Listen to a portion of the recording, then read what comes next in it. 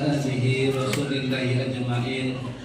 Allahumma salli ala sayyidina Muhammadin abdika wa nabiyyika wa rasulika nabiyil ummi wa ala alihi wa sahbihi wa sallim taslima biqadri azamati dzalika fi kulli waqtin wa hin, amma ba'd. Yang saya hormati Bapak Ketua Masjid Nurul Jannah, yang saya hormati bapak-bapak, ibu-ibu, jamaah sholat tarawih dan tarawih, yang saya banggakan anak-anak, mahasiswa, mahasiswi. Pertama kali marilah kita sama-sama memanjatkan puji syukur kehadirat Allah Subhanahu wa taala, yang mana pada kesempatan kali ini kita masih diberikan oleh Allah kesehatan, keselamatan, lebih-lebih kita masih diberikan oleh Allah tetap iman dan Islam. Semoga saja di bulan Ramadan ini setiap ibadah-ibadah yang kita kerjakan diterima oleh Allah Subhanahu wa taala. Amin, amin ya rabbal alamin. Salawat beserta salam tetap tercurahkan kepada junjungan Nabi besar Nabi Muhammad sallallahu alaihi wasallam dengan ucapan Allahumma salli ala sayyidina Muhammad wa ala ali sayyidina Muhammad. Assalamu alayka ya Rasulullah. Semoga kita termasuk orang-orang yang kelak mendapatkan syafaatnya. Amin, amin ya rabbal alamin. Jamaah rahimakumullah, pada kesempatan kali ini saya diberikan amanah untuk mengisi kultum dengan judul rusaknya akidah anak generasi Z. Gen Z ialah anak yang lahir, kalau kita melihat ya sekitar tahun 2010 sampai sekarang, yang penuh dengan teknologi, yang tak lepas dengan media sosial. Parahnya lagi, sekarang sudah banyak kerusakan-kerusakan yang mengakibatkan akidah anak-anak kita disebabkan adanya teknologi itu sendiri. Salah satunya handphone atau smartphone. Rusaknya akidah itu disebabkan salah satunya ialah mengikuti media sosial yang negatif. Banyak anak-anak kita itu mengikuti apa yang ada di dalam media sosial tanpa menyaring dahulu mana yang positif, mana negatif. Semuanya diikuti. Dan mereka tidak tahu juga apakah ini merusak akidah apa tidak. Pokoknya diikuti. Coba kita lihat di TikTok itu kan sekarang lagi tren tuh kan. Banyak orang yang hanya untuk mengejar namanya follower. Mereka bergoyang-goyang, menampakkan auratnya, sehingga anak yang melihatnya itu seakan-akan apa? Mengikuti gaya tadi itu.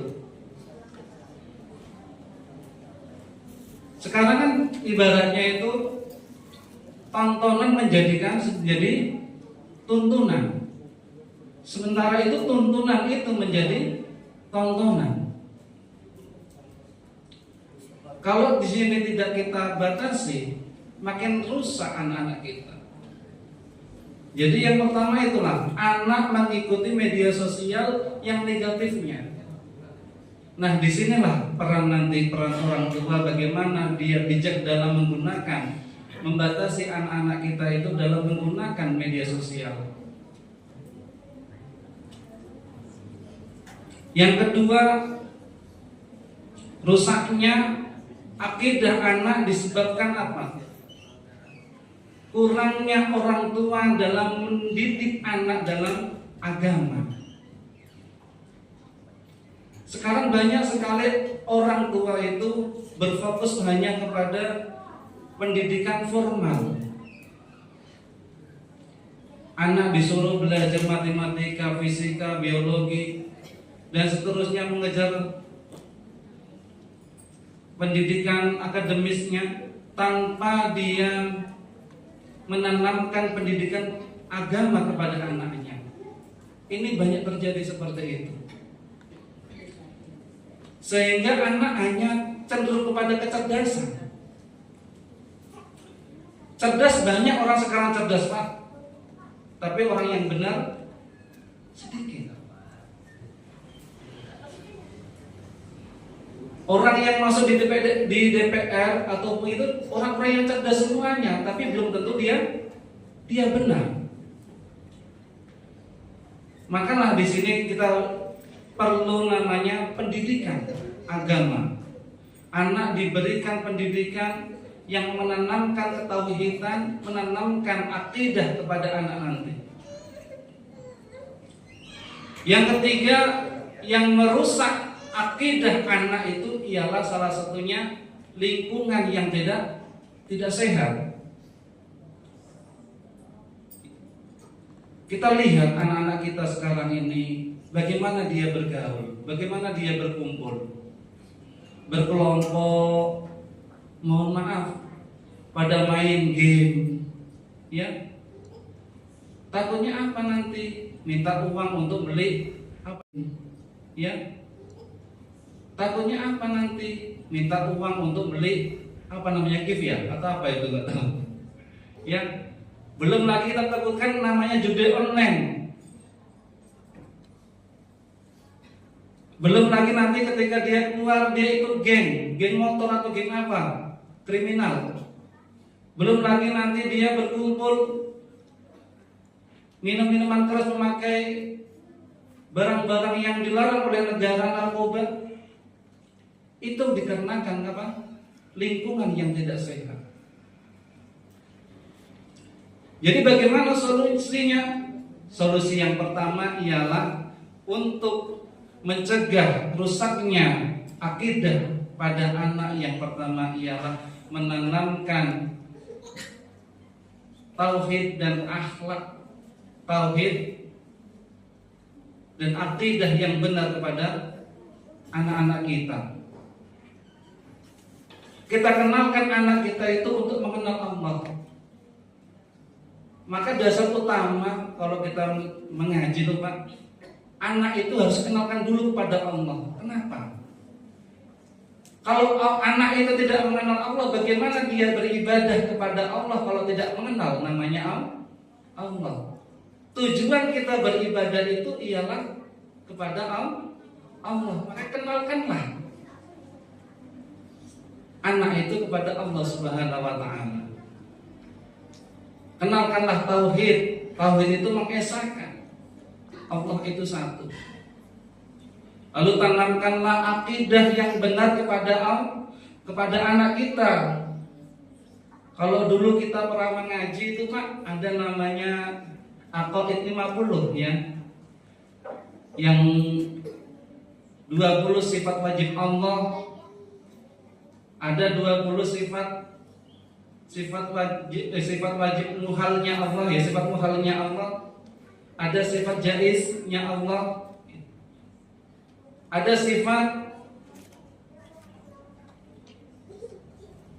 wajibnya Rasul yang ada 4. Siddiq, fatonah, amanah, tabligh. Ada sifat muhalnya Rasul dan ada sifat jaiznya Rasul. Kita tanamkan. Sifat wajibnya Allah ada wujud, kita baqa sampai ya qadirun, muridan, aliman, basiron, mutakaliman. Itu jelaskanlah wujud Allah itu bagaimana. Allah itu ada. Adanya sesuatu alam ini ada yang menciptakannya. Tanamkan, jelaskan seperti itu. Wujud banyak, Pak. Ada yang tidak kita lihat tapi ada. Suatu contoh, udara. Udara itu ada. Tanpa kita bisa sentuh, ada. Adanya listrik, bagaimana cara membuktikannya? Nggak bisa kita lihat, tapi ada. Begitu juga Allah. Allah itu ada. Adanya bagaimana? Ya Allah. Allah itu mempunyai sifat al-mukhalafatu lil hawadisi, ya, dia tidak menyerupai makhluknya. Nah, kita tanamkan ketauhidan ini kepada anak kita, biar dia mengenal Allah Subhanahu wa taala. Dengan dia mengenal Allah, nanti dia dalam beribadah dia akan menuju kepada Allah Subhanahu wa taala. Tapi bagaimana ketika anak tadi tidak mengenal Allah? Dia akan beribadah pun akan kesulitan. Ini yang pertama, ialah menanamkan tauhid dan akidah yang benar kepada anak. Yang kedua ialah menanamkan pendidikan agama dan akhlak yang benar kepada anak kita. Bapak Ibu, ketahuilah anak ini suatu amanah buat kita. Anak ini bisa menjadikan suatu syafaat buat kita dan bisa menjadikan laknat buat kita. Ketika kita tidak mendidik anak kita, kelak kita ini akan dipertanggungjawabkan. Ketika kita mau masuk surga, anak ini akan protes kepada Allah. Ya Allah, aku nggak ridho ya Allah ketika orang tua saya masuk ke surga ya Allah, karena dia tidak mendidik saya, tidak mengajari saya, tidak mengenalkan saya kepada Allah. Anak ini bisa protes. Tapi anak bisa menjadikan syafaat atau pertolongan buat kita ketika kita masuk ke neraka. Anak ini akan datang kepada Allah, ya Allah, tolong orang tua saya ya Allah, jangan dia masukkan ke dalam neraka ya Allah, karena dia ketika waktu di dunia dia mengajari aku untuk mengenal Engkau ya Allah, untuk menjalankan syariat Engkau ya Allah. Maka anak ini akan menjadi petolong buat kita kelak di akhir nanti.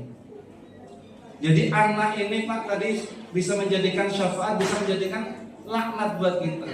Oleh karena itu, ajari anak-anak kita itu tentang agama. Kenalkanlah dia tentang agama, tentang kewajiban-kewajibannya. Jangan kita fokus kepada urusan sekolah formalnya. Kita lihat bagaimana sholatnya, bagaimana akhlaknya selama sehari-harinya. Kita lihat. Jadi kita bisa melihat anak kita ini bagaimana sih. Kita lihat aja bagaimana dia bergaul, bagaimana dia dalam berbicara. Kalau seandainya bicaranya sudah kotor, itu berarti sudah salah. Perlu ada perbaikan. Bagaimana ibadahnya, kalau ibadahnya dia agak kurang baik, ya kita perbaikin. Berarti ada yang salah juga, yang perlu kita perbaiki. Yang ketiga ialah tadi lingkungan yang sehat.